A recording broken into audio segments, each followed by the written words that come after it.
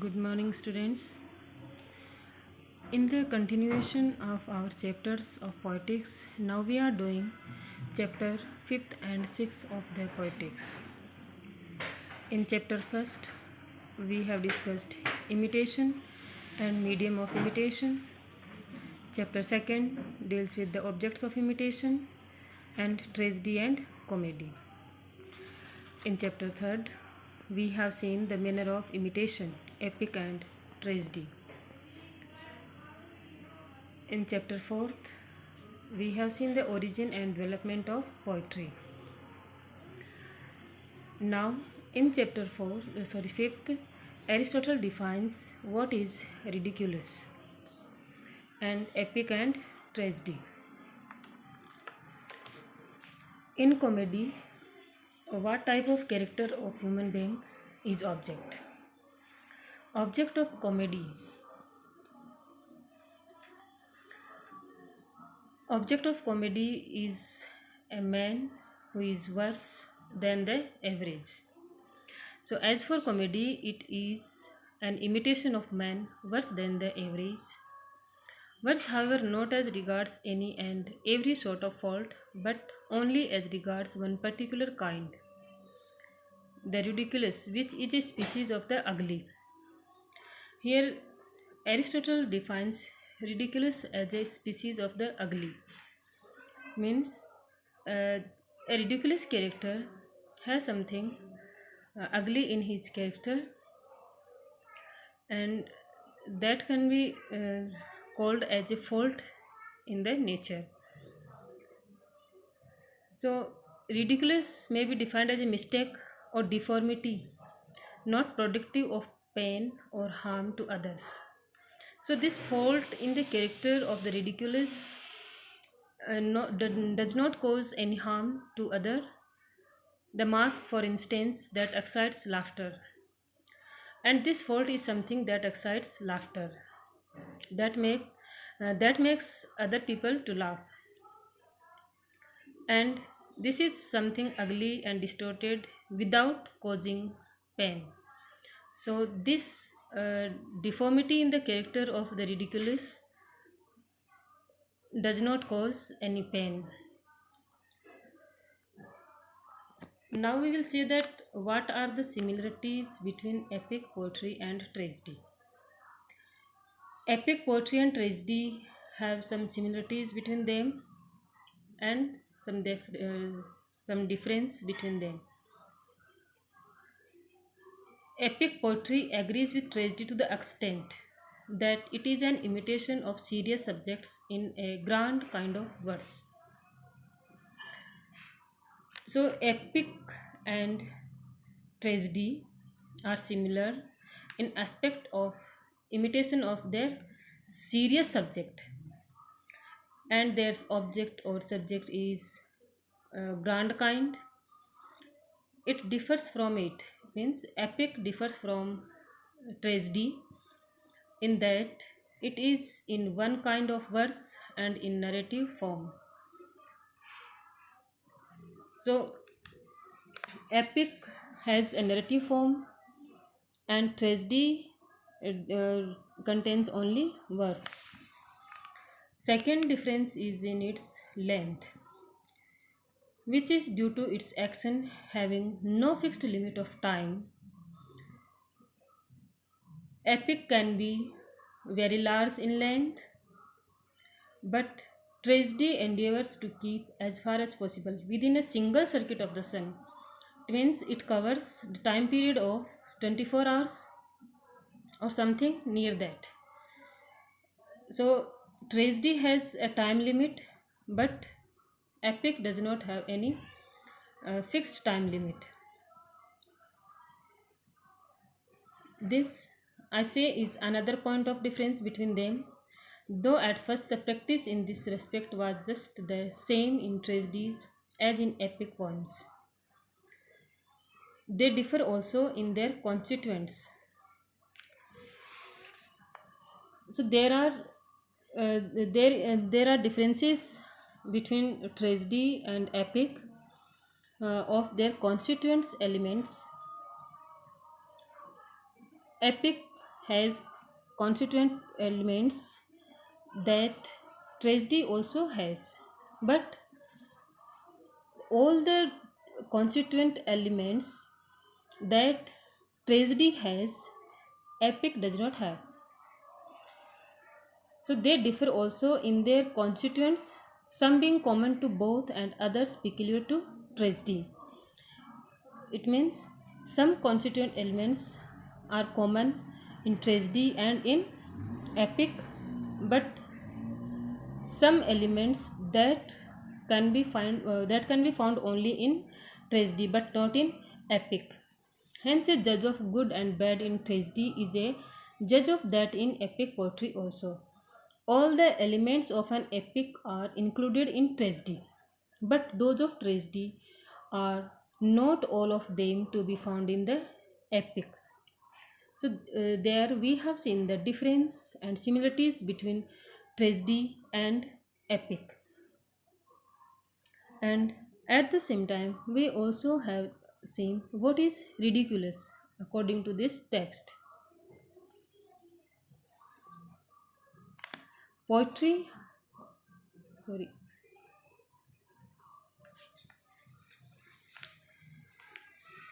now in chapter 6, we will see details of tragedy.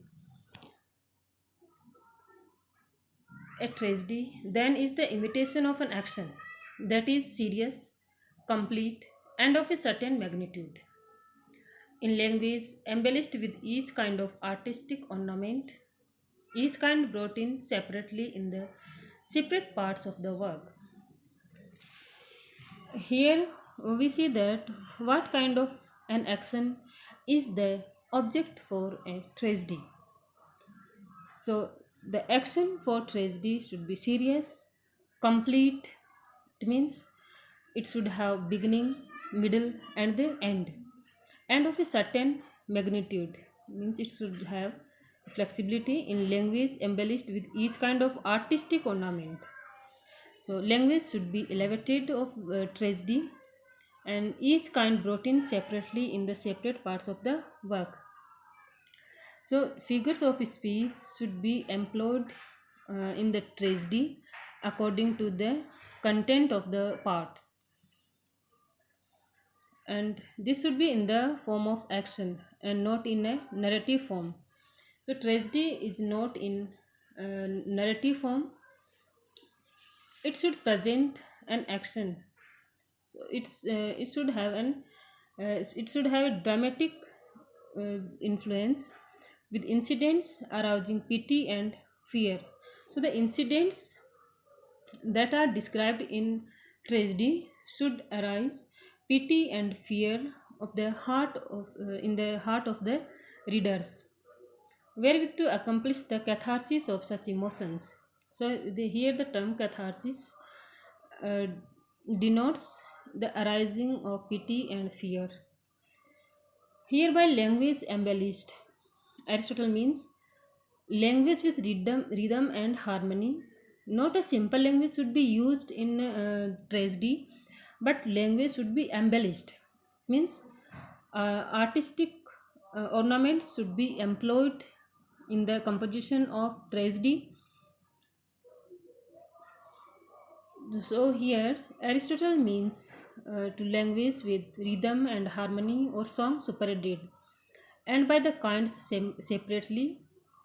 Kinds separately here means some portions are worked out with verse only and others in turn with song. So some parts of tragedy should be sung as a song, and some portions should be only as verse. As they act the stories, it follows that in the first place in spectacle scene that are presented before audience or reader, spectacle stage appearance of the actors must be some part of the whole. So it should be seen as an organic whole. Every part of tragedy or every part of this plot uh, should be uh, should be seen as a natural part of this. It should not seem that it is added forcefully. So, as they act the stories, it follows that in the first place, the spectacle must be some part of the whole, and in the second, melody and diction. So, spectacle, melody, and diction, that are the constituent parts or elements of a tragedy. And in the second, melody and diction, those two being the medium of their imitation. And here Aristotle says that melody and diction are the medium for the imitation for tragedy. And here by diction, Aristotle means merely this: the composition of the verse, means selection of words, and by melody, song, what is to completely understood to require explanation. So these are understood required for composition of tragedy.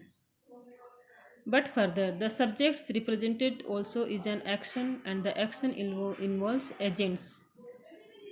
Agents here a person whose actions are imitated is the agent for the uh, tragedy, who must necessarily have their distinctive qualities both of character and thought. Since it is from these that we ascribe certain qualities of their actions, there are in the natural order of things, therefore, two causes: character and thought of their actions, and consequently of their success or failure in their lives. Now, the action that which was done is represented in the play by the fable or plot. Plot, arrangement of incidents in tragedy. The plot in our present time of the term is simply this: the combination of the incidents or things done in the story, whereas character is what makes us ascribe certain moral qualities to the agents. And thought is shown in all they say when proving a particular point, or it may be enunciating a general truth. When we talk about constituting parts of tragedy, then there are six parts. So there are six parts consequently of every tragedy as a whole, that is of such or such quality, such as a fable or plot, character, diction, thought, spectacle, and melody. So these are the constituent parts of tragedy. Two of them arising from the medium of imitation, one from the manner, and three from the objects of the dramatic imitation. And there is nothing else besides these six. So these six are essential components of tragedy. Of these, its formative elements. So these are its formative elements. These six components are called as formative elements of tragedy. Then, not a few of the dramatists have made due use, as every play, one may say, admits of spectacle, character, fable, diction, melody, and thought.